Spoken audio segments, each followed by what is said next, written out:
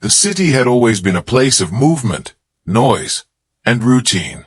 People hurried along the sidewalks, clutching coffee cups in one hand and phones in the other. The streets buzzed with traffic, the hum of engines mixing with the chatter of pedestrians. Trains slid into stations with precise timing, buses rattled along the avenues, and life went on in a predictable rhythm. For decades, the city had prided itself on its safety. Crime existed, of course, but it was the ordinary kind: petty theft, occasional vandalism, disputes between neighbors. Serious violence was rare. That illusion of security shattered one ordinary morning in late March. The day began like any other. Commuters filled the subway station, weaving between turnstiles and escalators. Vendors set up their small carts near the exits, the smell of fresh pastries mingling with the metallic scent of the underground tunnels.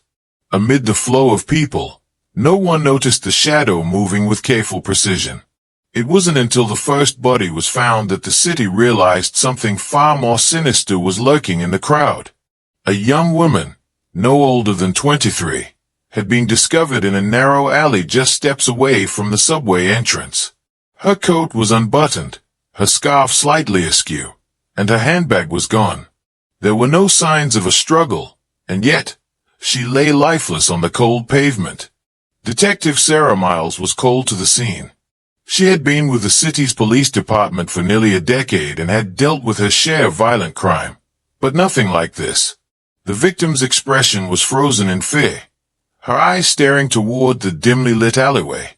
The area was usually quiet at night, but during the morning rush, it was crowded.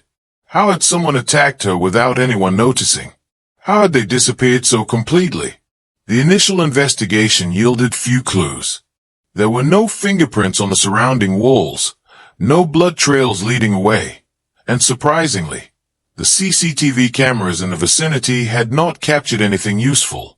One camera, aimed toward the entrance of the alley, had only recorded a fleeting shadow that seemed to vanish into the crowd. The lack of evidence was puzzling and disturbing. Whoever had done this was careful, calculated, and, as Sarah feared, likely experienced. Within weeks, the terror escalated. Another body was discovered near a major bus terminal, this time a middle-aged man. The circumstances were eerily similar: no witnesses, no obvious motive, and no trace of the perpetrator. The only connection between the two victims was their proximity to public transport hubs. The city's residents began whispering about a possible pattern: a serial attacker who used the bustle of trains and buses as a cover. As news spread, fear gripped the community. Commuters began avoiding certain subway entrances, opting for longer walks or alternative routes to work. Parents warned their children to stay away from crowded stations, and late-night bus rides became something people dreaded. The city, which had always felt invincible, now seemed vulnerable in ways no one had imagined. Detective Miles was determined not to let fear dictate the city's response. She spent endless hours reviewing the available CCTV footage, interviewing witnesses who had only vague recollections, and searching for anything that could lead to the attacker. Each lead seemed to circle back to the same chilling realization: the killer was almost invisible. In a crowd, they blended seamlessly, striking without warning, and disappearing before anyone could react. The city's very heartbeat, the flow of people using public transport, was now the killer's hunting ground. One morning, Sarah met with her team in the cramped conference room of the police headquarters. Maps of the city were spread across the table, each marked with pins showing the locations of the attacks. The team pored over the schedules of buses and trains, trying to determine whether there was a pattern in the killer's movements. Every detail mattered: the time of day, the type of transport nearby, even the weather conditions. They noticed that each crime occurred during peak hours, when stations were crowded, and chaos was at its height. "It's like they're using the city itself as camouflage," Sarah said, her voice tense. "They don't just attack and run, they move with the crowd. They understand the rhythm of this city better than anyone else."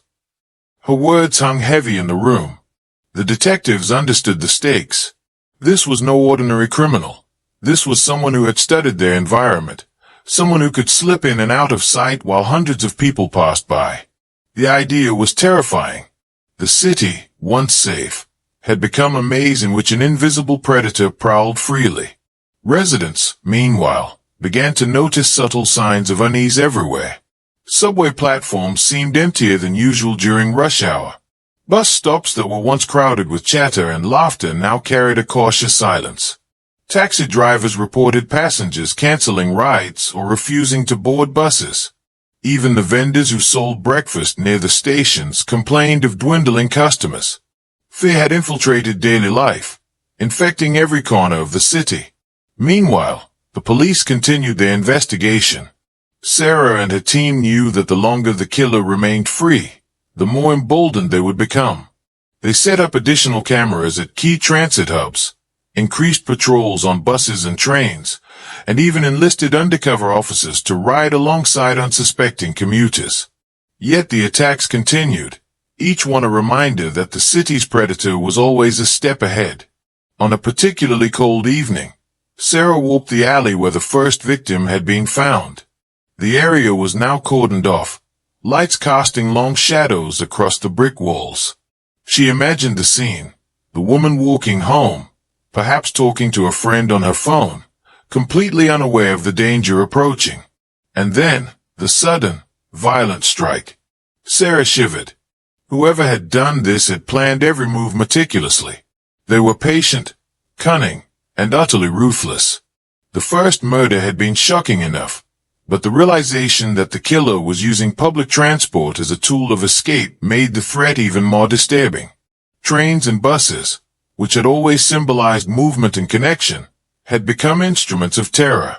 The city's rhythm, once comforting in its predictability, was now a trap. The killer could move anywhere, vanish into the crowd, and leave the police and the public scrambling to catch up. Even as the investigation gained momentum, new questions emerged. How had the killer chosen their victims? Was there a method beyond proximity to public transport? Were they targeting random people? Or was there some twisted logic behind each selection? The uncertainty gnawed at Sarah and her team. Every unanswered question added weight to the fear gripping the city. Despite the tension, Sarah remained determined. She understood that solving this case would require patience, keen observation, and creativity. She began mapping every detail she could find, from the angle of the streetlights in each crime scene to the movement of passengers during rush hour. Slowly, patterns began to emerge, but they were subtle, almost imperceptible to anyone who wasn't paying close attention. Meanwhile, the city continued its uneasy existence. Commuters walked faster, heads down, eyes darting nervously at anyone nearby. Parents held their children closer. Shops near stations saw less business. The fear was tangible, a constant presence that permeated every corner of the urban landscape. No one felt completely safe, and everyone wondered who would be next. By the end of the month, the city had changed. The quiet confidence that had defined daily life was gone. In its place was collective wariness, a knowledge that a predator walked among them, hidden in plain sight.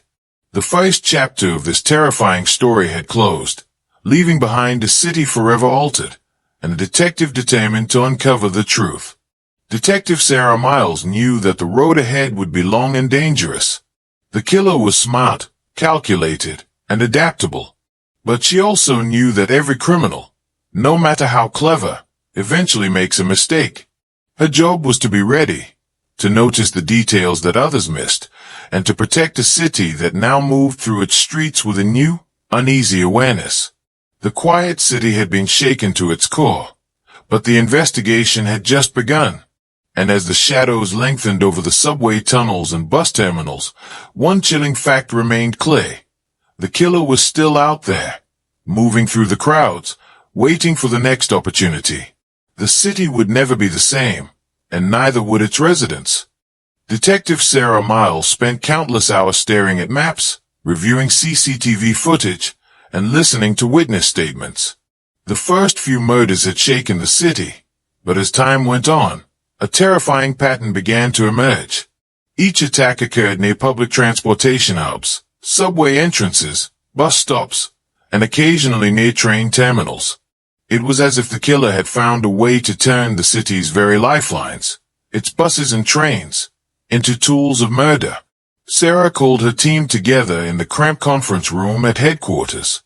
The walls were plastered with photographs of crime scenes, CCTV screenshots, and detailed maps marked with pins indicating the location of each attack.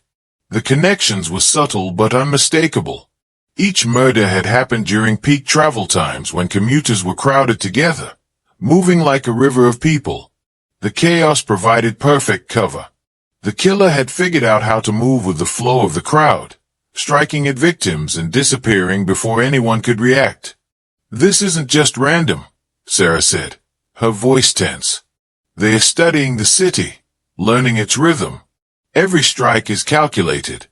They are using the chaos of public transport to vanish into thin air."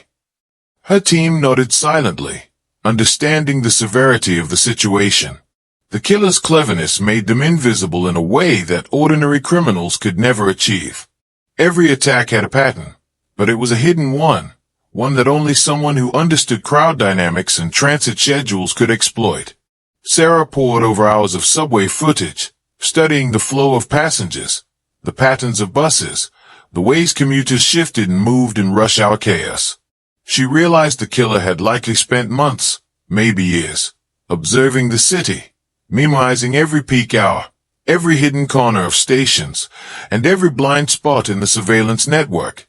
Each victim had been chosen not because of who they were, but because they were in the right place at the right, or rather, wrong, time.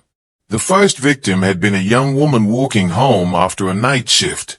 The second was a man returning from a late meeting. The third, a college student, had been hurrying to catch a morning train. At first glance, there seemed to be no connection, but now it became clear. The killer selected victims randomly, choosing people whose routines intersected with crowded transit hubs. By blending into the movement of the city, the killer could strike and disappear effortlessly. The more Sarah studied the cases, the more chilling the reality became. Public transport, which people had always taken for granted, had become the killer's hunting ground. Buses, trains, and subways were no longer safe. They were traps, filled with unsuspecting victims. Every platform, every station, every terminal was now a place of potential danger. One day, Sarah reviewed footage from the bus terminal where the second victim had been found. She noticed something unusual. Amid the blur of moving passengers, one figure seemed to move differently. While others weaved naturally through the crowd, this person adjusted his pace slightly, always staying near the edges, never fully blending in, but never drawing attention either. He seemed to observe rather than participate in the chaos. The movement was subtle, almost imperceptible, but it suggested a level of planning and patience that set this killer apart from anyone Sarah had encountered before. It became clear that the killer's knowledge of the city's transit system was almost encyclopedic. They knew exactly how to move, which trains or buses to take, and how to avoid security cameras. They used the crowd as camouflage, slipping in and out of stations like a shadow. The idea that someone could study the daily flow of people, understand every pattern, and exploit it so effectively was terrifying. Sarah also began to notice a psychological element. The killer didn't just strike randomly. There was a thrill involved, a sense of power derived from moving through the city unnoticed. Each successful attack reinforced the killer's confidence. They seemed to enjoy the challenge of being invisible, the excitement of vanishing into a crowd that never suspected a thing. The city itself had become a playground, and everyone else was merely part of the scenery. Meanwhile, the city's fear grew. Commuters were jittery. Parents refused to let their children ride the bus or subway alone, and even the busiest stations felt strangely empty during peak hours. People avoided certain entrances, walked extra blocks to reach their destinations, and avoided eye contact with strangers. The killer's presence had disrupted the very rhythm of the city, creating an invisible tension that no one could ignore. Sarah and her team worked tirelessly to find a way to predict the killer's next move. They created detailed schedules of all major bus and train routes, analyzed peak traffic times, and cross-referenced them with the locations of previous murders. Slowly, they began to understand the logic behind the chaos. The killer struck at times and places where the crowd would mask their actions but still leave enough space to escape unnoticed. Each attack was carefully timed to take advantage of human behavior, making it nearly impossible for anyone to anticipate the strike. One night, as Sarah sat alone in the office reviewing footage, she noticed something that sent a chill down her spine. A man, almost invisible in the blur of passengers, seemed to be following a young woman through the subway station. He adjusted his pace whenever she changed direction, never too close, never too far, like a predator circling prey. The thought that this could be the killer, already planning their next attack, was horrifying. Determined to prevent another tragedy, Sarah implemented new surveillance strategies.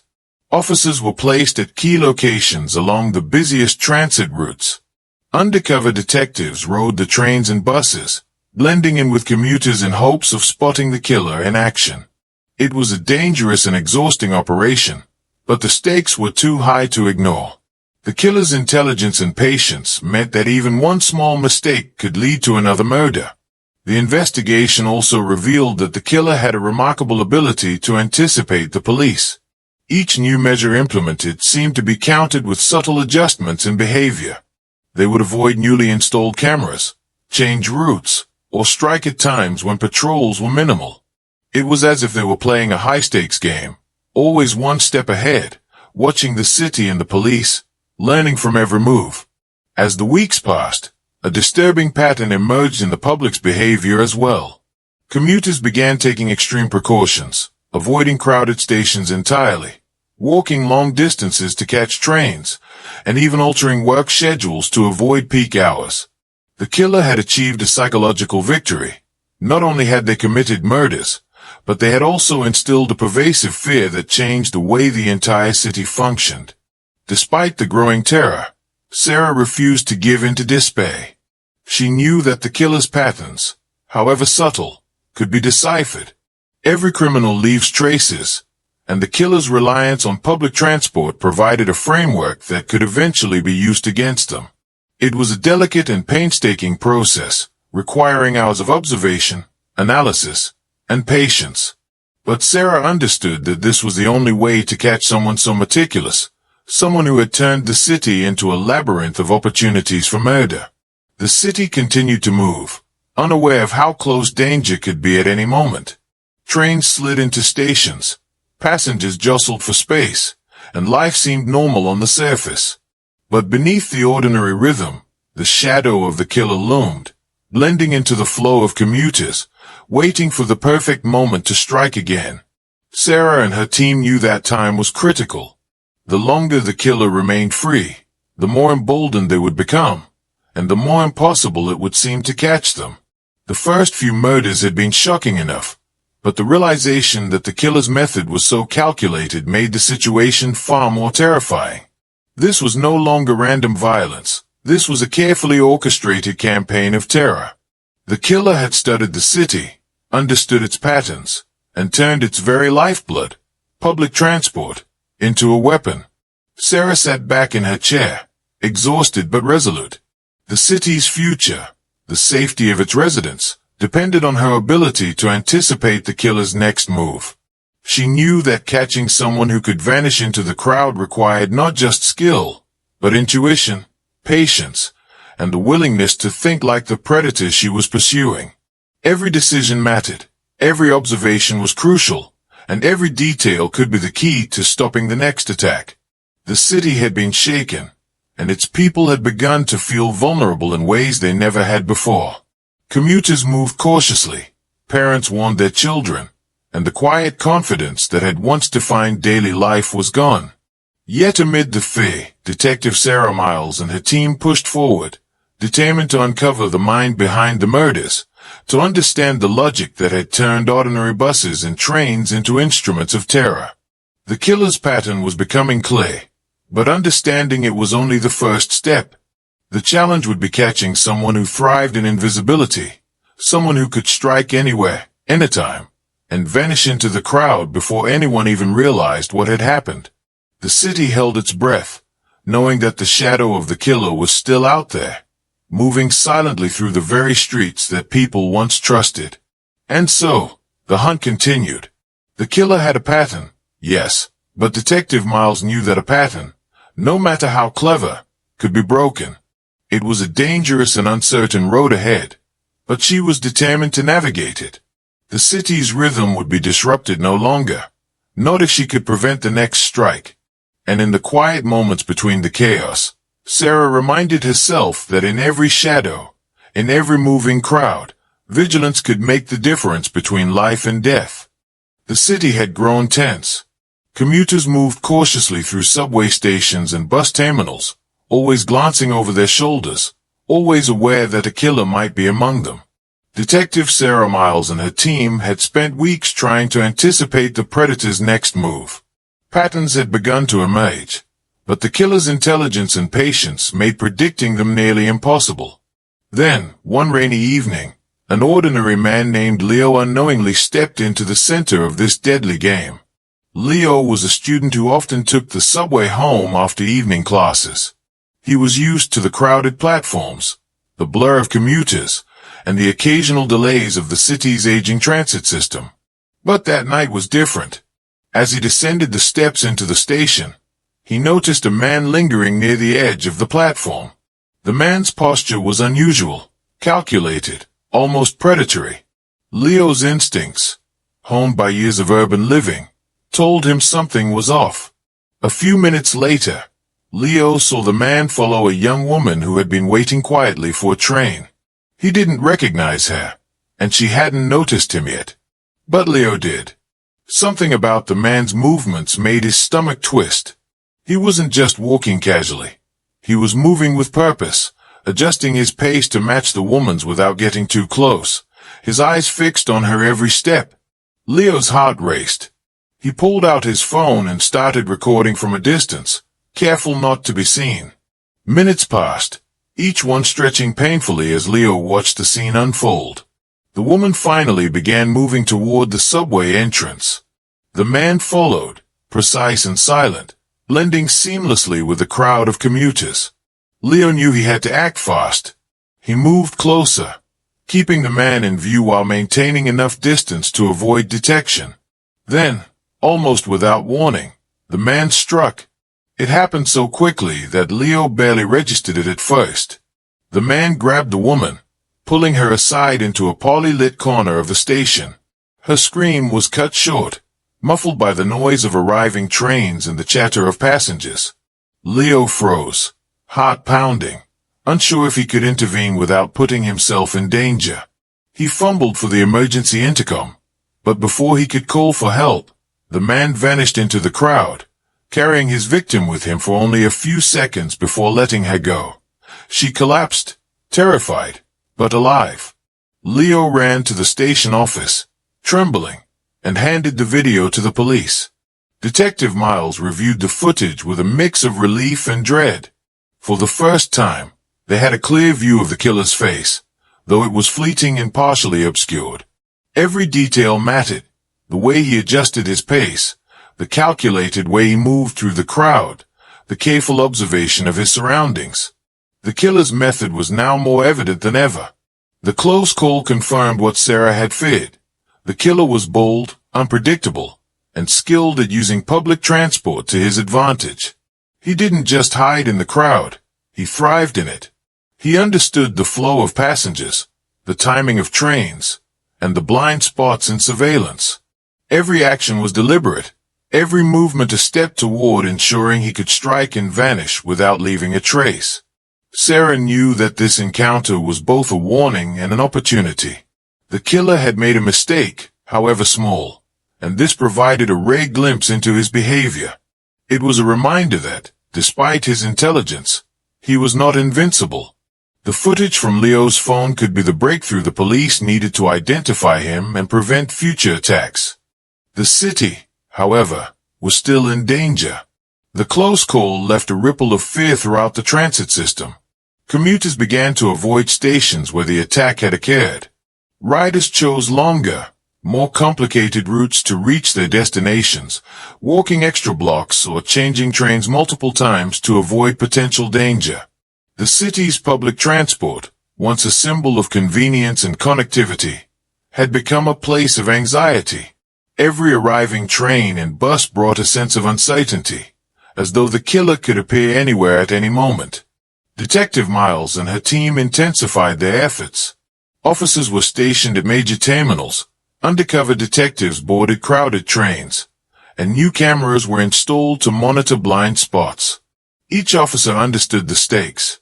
They were no longer simply enforcing the law. They were protecting a city gripped by fear.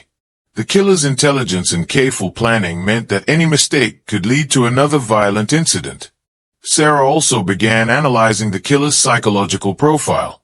The pattern of attacks, the choice of public transport as a means of escape, and the timing of strikes suggested a meticulous mind driven by thrill and control. This was not someone who acted impulsively. Each murder and close encounter was a calculated experiment, testing boundaries and exploiting human behavior. The city's routine had become his playground, and every commuter was unwittingly part of the experiment. As the investigation continued, another layer of tension emerged. The public's fear had a feedback effect. Empty platforms and delayed commutes gave the killer a new advantage. With fewer witnesses and altered routines, he could operate with even less risk of detection. It was a cruel paradox. The more people tried to protect themselves, the more the killer could manipulate his environment to his benefit. Leo's footage became a key piece of evidence, but it was only the beginning. Sarah and her team studied every frame, analyzing the killer's gait, posture, and timing. They cross-referenced his movements with train schedules, crowd densities, and previous attack locations. Slowly, a pattern emerged.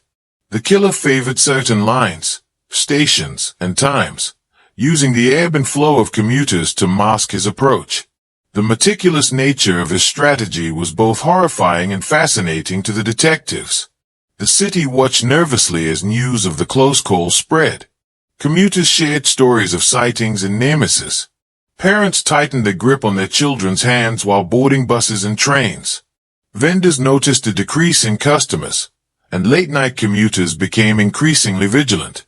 Fear transformed the city's routine, altering the very rhythm that had once been so predictable. Despite the growing anxiety, Detective Miles remained focused. She knew that understanding the killer's methods was the key to stopping him. Every observation, every video, and every report from witnesses brought them closer to predicting his next move. The close call, while terrifying, was a reminder that even the most careful predators could slip up, and that slip could be enough to bring them down. In the days that followed, the police implemented new surveillance strategies. Officers disguised as ordinary passengers roamed the busiest trains, keeping a discreet eye on anyone exhibiting suspicious behavior.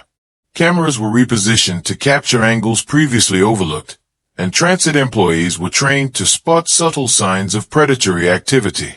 The goal was clear: catch the killer before another attack occurred. The city continued to move, its commuters unaware of just how close danger had come. Trains arrived and departed, buses rumbled along their routes, and life seemed normal on the surface. But beneath that normalcy, fear lingered. People walked faster, kept their phones close, and avoided eye contact with strangers. The city's heartbeat had changed, a silent acknowledgement that the shadow of the killer was still present. Leo, meanwhile, could not shake the memory of what he had witnessed. He replayed the footage over and over, analyzing every detail. The fear he felt in the station that night was now accompanied by a sense of responsibility. He had inadvertently become a key player in the investigation, a witness who had provided the first real glimpse of the killer in action. But the fear persisted. What if the next attack happened before the police could catch him? What if the killer recognized him? Detective Miles understood these concerns. She met with Leo and assured him that his bravery had made a difference. The footage he captured was being used to build a profile, to understand the killer's tactics, and to develop strategies to prevent future attacks. It was a small victory in a long and dangerous pursuit, But it was significant. For the first time, they had concrete evidence of the killer's presence and behavior, something tangible to work with in a case that had previously been shrouded in mystery. The close call was a turning point. It demonstrated the killer's audacity, his skill at moving undetected, and his reliance on the city's public transport to execute his crimes. But it also revealed a vulnerability. Even the most meticulous predator could be observed, and with enough attention to detail, the city's detectives might finally anticipate his next move. As the night fell over the city, trains continued to run, platforms remained crowded, and buses rattled through the streets. The killer was still out there, hidden among the commuters, blending into the chaos he had learned to exploit. Detective Miles and her team were ready, analyzing every movement, every schedule, every hint of irregularity. The city remained tense, but hope had begun to take root. The predator had been seen, the pattern had been noticed, and the first step toward justice had been taken. In that moment, Sarah understood the delicate balance of fear and vigilance. The city's safety depended on awareness, preparation, and the relentless pursuit of someone who had turned the ordinary into a weapon.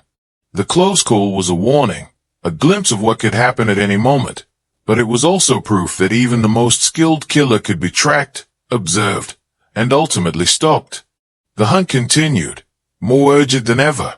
The killer had been close to striking again, and the city had narrowly avoided another tragedy. Detective Miles knew that the next encounter could happen anywhere, on a crowded subway, a late-night bus, or a quiet platform, and she was determined that when it did, the city would be ready. The shadows in which the killer thrived were shrinking, and the chase had entered its most critical stage. Weeks had passed since Leo's close encounter at the subway station. The city remained tense, its citizens wary of every train and bus, every crowded platform, every shadow in the corners of familiar spaces. Detective Sarah Miles knew the killer was still out there, moving through the city with calculated patience, exploiting public transport as a tool to strike and vanish.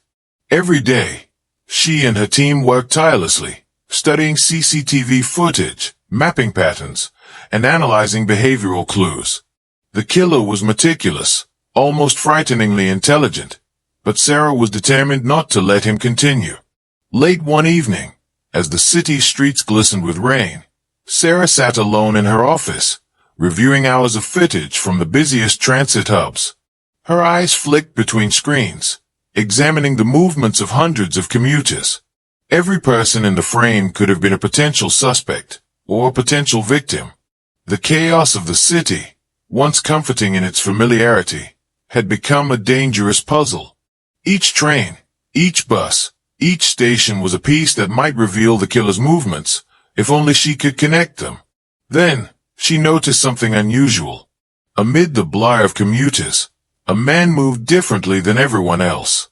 He didn't shuffle along like most, nor did he rush or linger without purpose.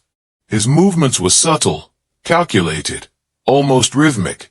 He adjusted his pace when others moved too close, stayed near edges, and avoided cameras in ways that suggested careful planning. Sarah leaned forward in her chair, heart pounding. This was the same precise, controlled behavior she had seen in Leo's footage weeks before. This had to be him. Sarah immediately alerted a team. Officers were deployed to the station where the man had been observed. Surveillance was intensified, and a careful network of observation points was established along the surrounding streets and platforms. Every possible exit was monitored, every train line mapped, and every route recorded. The killer was clever, but he had a pattern, and patterns could be exploited. The next morning, the team observed him again. He moved silently through the crowd, his eyes scanning the station as if measuring distances and calculating the flow of people. It was chilling to watch. Even in plain sight, he remained invisible, a shadow among the ordinary commuters. The team had to be cautious. One false move, and he could disappear into the city once more. Sarah decided to approach the challenge like the predator she was hunting. She studied his route meticulously, noting how he entered the station, where he lingered, and which exits he preferred. She cross-referenced these observations with past attack locations and times. Slowly, a pattern emerged. The killer favored specific entrances and platforms, seemed to avoid cameras placed at certain angles, and had a tendency to strike when the station was at its busiest. His meticulous attention to detail made him dangerous, but it also revealed weaknesses. Patterns, no matter how subtle, could be analyzed and predicted. That night, the team prepared for a coordinated operation. Officers were stationed at all major exits and entrances of the key stations. Undercover detectives boarded trains and buses, blending seamlessly with commuters. Surveillance cameras were monitored in real time, and radio communication allowed teams to coordinate movements without tipping off the killer. The goal was to catch him in motion, to corner him before he could vanish once again. As the hours passed, tension mounted. Every train arrival, every crowd movement, every turn of the escalator could signal the killer's next step. Then, as a late-night train approached the station, the man appeared. He moved with his usual precision, slipping into the throng of passengers, adjusting his pace, avoiding the direct line of cameras. Sarah held her breath as she signaled the officers quietly. They moved into positions, closing in from multiple directions, careful not to alert him. The chase began in a silent, tense way. The killer sensed something was off. His pace quickened slightly, eyes darting toward exits and stairwells. He moved from the train to the platform, weaving through passengers, attempting to evade detection. But this time, the net was closing. Officers flanked entrances, plainclothes detectives shadowed him discreetly, and Sarah tracked every movement from the surveillance room. The city's predator, so confident in his ability to disappear, was being cornered. The man darted onto a bus, hoping to escape into the night. Sarah's team followed swiftly but carefully, boarding at different stops and maintaining a careful distance. The chase wove through the city, across crowded streets and dark alleys, as the killer attempted to exploit every familiar trick in his repertoire. He moved like a ghost, but now the hunters were anticipating his moves. Every turn, every bus stop, every shift in his rhythm was tracked and counted. Finally, after what felt like hours of silent pursuit, the killer was forced into a nearly empty station. There was nowhere left to run. Officers closed in from all sides, cutting off the last exits, while plainclothes detectives subtly prevented him from blending into the few remaining commuters. He paused, realizing his freedom was gone. The carefully constructed world he had used to vanish into crowds had collapsed. For the first time, he was vulnerable. The arrest was executed with precision. Officers moved in, restraining him quickly before he could react. He did not struggle, as if he understood that the game was over. The air was tense, filled with the echoes of footsteps and the distant sound of trains arriving and departing. For the first time in months, the city could breathe a little easier. The predator who had exploited its rhythm and chaos was finally caught. In the interrogation room, the man remained calm, almost eerily so. Sarah studied him carefully, noting the sharp focus in his eyes and the faint smirk that never left his lips. He was intelligent, cunning, and dangerous, but now he was behind glass, unable to continue his reign of terror. The breakthrough had not only captured him but also revealed the meticulousness of his methods. As detectives reviewed the case files, it became clear just how deliberate his actions had been. He had studied the city for months, memorizing the busiest times, the blind spots in surveillance, and the behavioral patterns of commuters.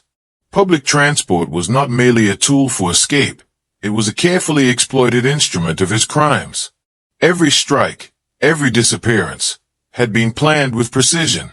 The city slowly began to return to normal, but the psychological impact lingered.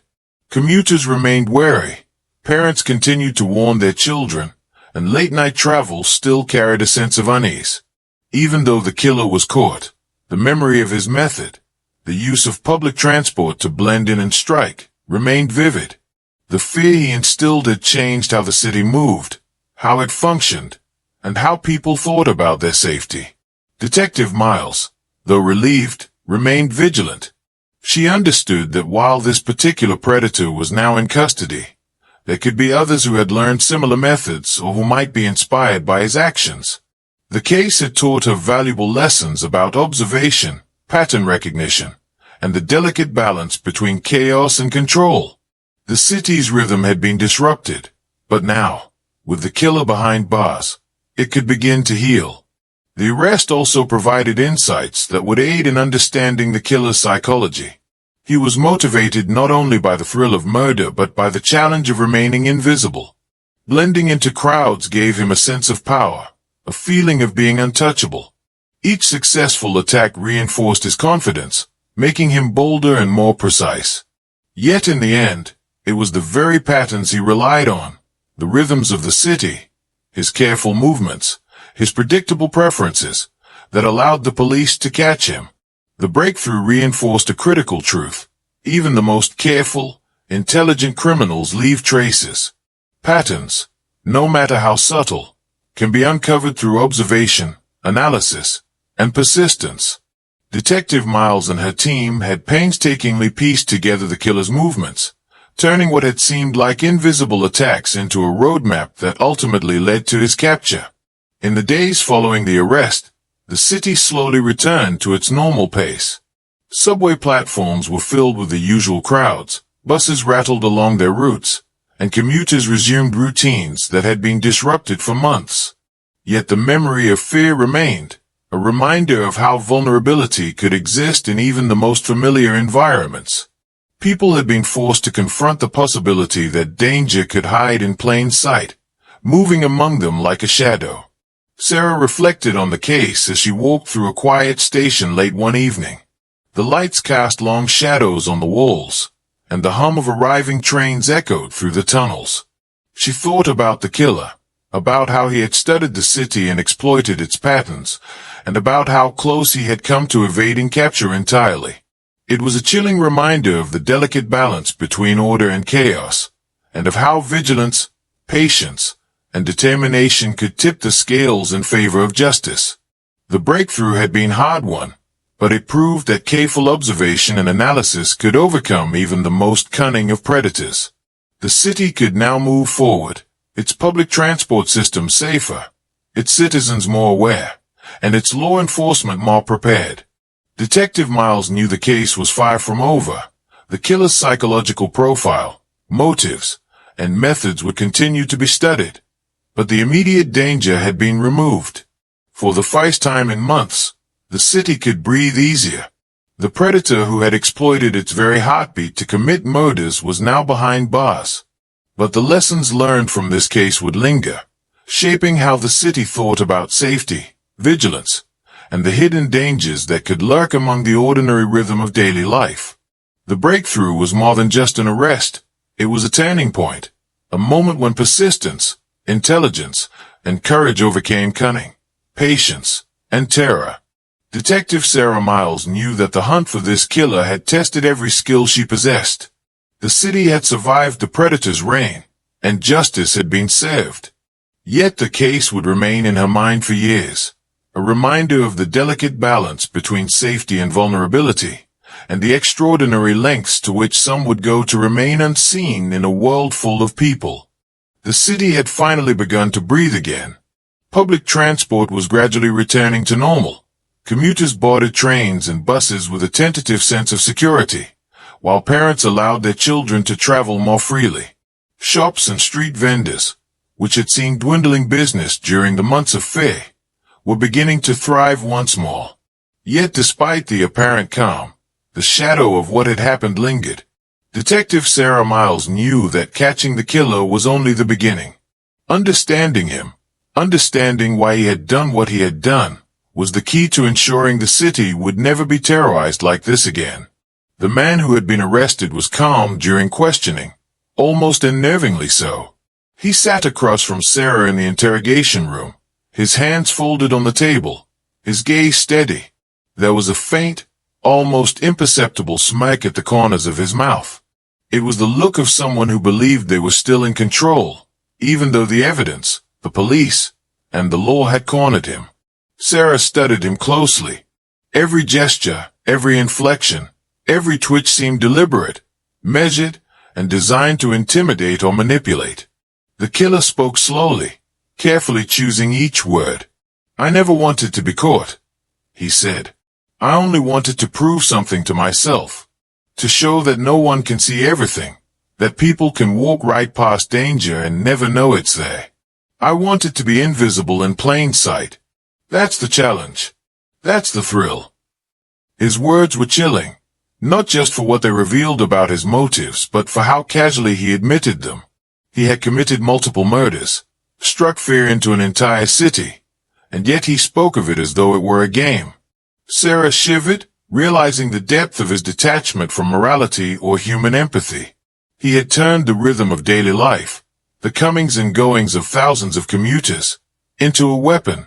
The very city itself had been his playground. The investigation into his background revealed even more disturbing details. He had been planning this for years, observing the city's transit systems meticulously, memorizing the busiest stations, the timing of trains, and the blind spots in surveillance cameras. He knew which stations had fewer staff during late-night hours, which escalators led to hidden corners, and which crowds could be exploited for cover. Every detail of the city's public transport network had been mapped and memorized, creating a mental blueprint for his attacks. Sarah learned that he had studied human behavior with an almost obsessive intensity. He understood how commuters moved through stations, how they reacted to sudden events, and how panic spread through a crowd. This knowledge allowed him to predict how people would react to his attacks and how easily he could escape detection. It was not just physical planning but psychological planning, a terrifying combination that made him nearly unstoppable. Despite the meticulous nature of his crimes, he had a weakness that eventually led to his capture. His overconfidence, his belief in his own invincibility, caused him to make small, subtle mistakes. Patterns emerged in his choice of stations and times. He assumed no one would notice the rhythm of his movements, but Detective Miles had done exactly that. By studying his actions, mapping his preferred routes, and analyzing his behavior, Sarah had turned his strength, his careful planning, into a weakness. When asked about his victims, he remained disturbingly detached. "They were in the wrong place at the wrong time," he said. "It wasn't personal. It was just necessary for the game. They made it too easy for me. They didn't notice me until it was too late."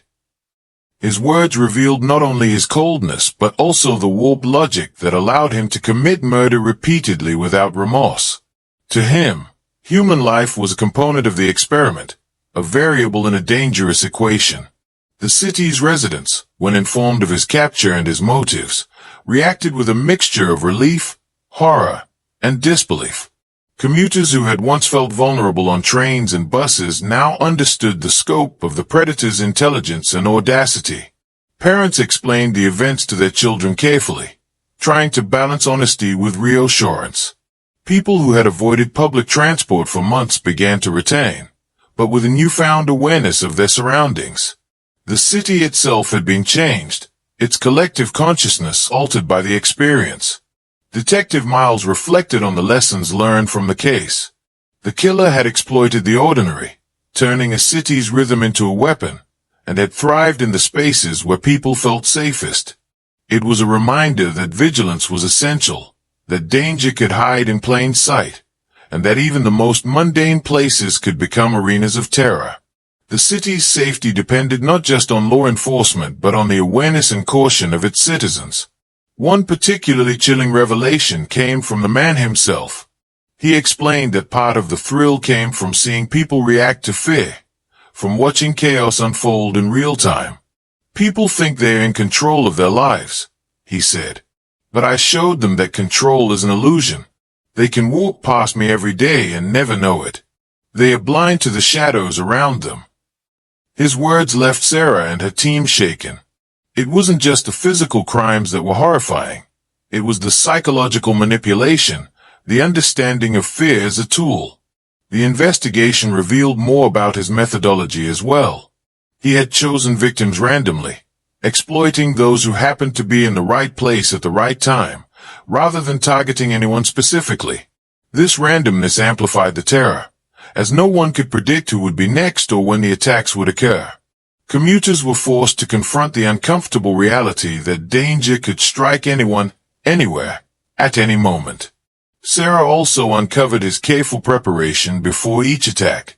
He would scout stations weeks in advance, noting times of heavy crowding and areas with poor visibility. He memorized the schedules of buses and trains, understanding how to move from one location to another without being noticed. He studied escape routes, emergency exits, and even the behaviors of transit employees. Every detail was part of a larger plan, a plan designed to allow him to strike and disappear without a trace.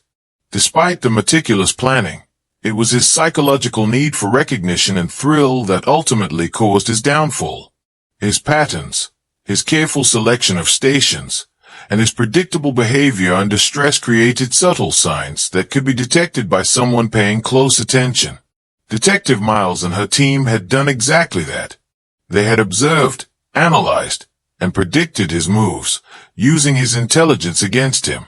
The city's predator, who had eluded capture for months, had finally been ensnared by the very precision that had allowed him to commit his crimes.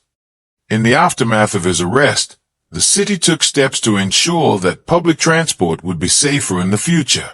Additional surveillance cameras were installed, more security personnel were assigned to busy stations, and staff were trained to recognize suspicious behavior.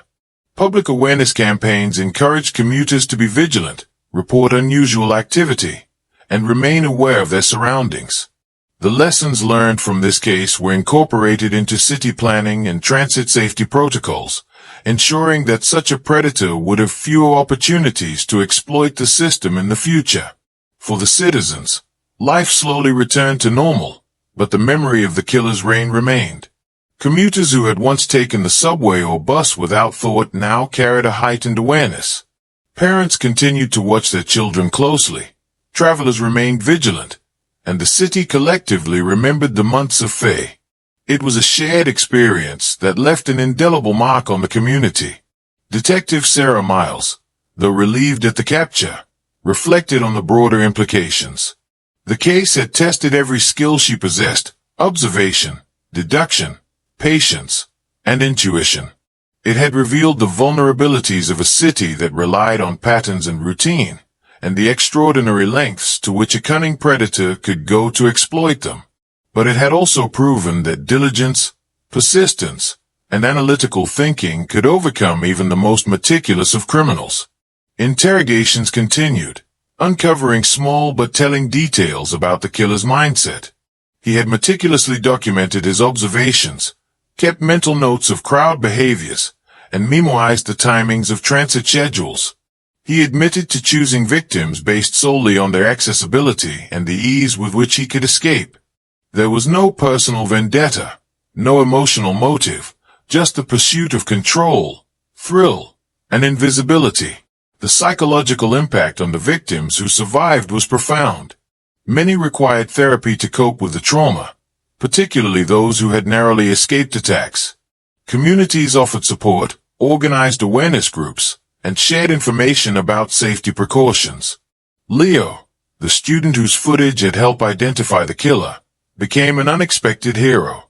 Though he struggled with fear and anxiety following his encounter, he understood the critical role he had played in helping law enforcement finally corner the predator. As the weeks turned into months, the city slowly healed. People returned to their routines, and trains and buses once again carried bustling crowds. The Fae, while not entirely gone, had transformed into vigilance. The case had taught the community that safety required awareness, preparation, and respect for the unpredictable nature of danger. For Detective Miles, the case remained a landmark achievement. The capture of a killer who had exploited the very structure of the city to commit murders was a testament to the power of observation, analysis, and persistence. The city had survived the predator's reign, and its citizens could now move through the streets and stations with renewed confidence. But the memory of the threat lingered, a reminder that even in the most familiar environments, vigilance is essential. The killer's trial was swift. Evidence, witness statements, and surveillance footage presented a clear case against him. The prosecution painted a picture of a predator who had carefully studied the city, exploited its rhythms, and terrorized its citizens for months. The defense was minimal. Even he admitted his actions without remorse. In the end, the jury found him guilty of multiple counts of murder and attempted murder, and he was sentenced to life in prison without the possibility of parole. In the courtroom, the survivors and families of victims sat in solemn silence. The verdict brought a measure of closure, but it could not erase the fear that had gripped the city or the lives that had been forever changed. Detective Miles watched the proceedings with a sense of resolution. Justice had been served, but the lessons of the case would endure far beyond the walls of the courtroom. Even after his incarceration, discussions continued about the nature of his crimes. Psychologists analyzed his behavior, urban planners considered changes to transit safety, and citizens debated how ordinary routines could be manipulated by someone with intelligence and patience. The case became a study in human behavior, urban vulnerability, and the unpredictable nature of criminal psychology. For the city, the chapter of terror had ended, but the story of the killer who had used public transport to escape remained a cautionary tale.